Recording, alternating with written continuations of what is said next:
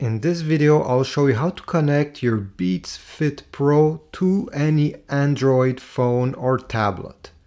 So it's very easy. First, make sure that your Beats Fit Pro are charged and the case is charged as well. All you have to do is to press, as you can see here, there is a small button. You need to keep it pressed during 3 seconds.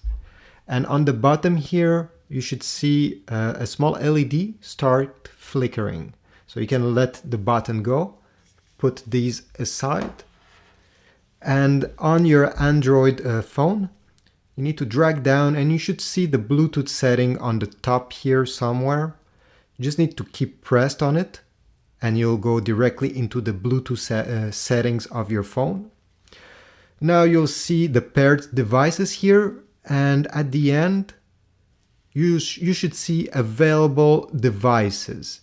And as you can see here, Beats Fit Pro, excellent. So all you have to do is to click on them and it will tell you if you want to pair it with your Beats Fit Pro. Of course you want, so you're gonna press OK.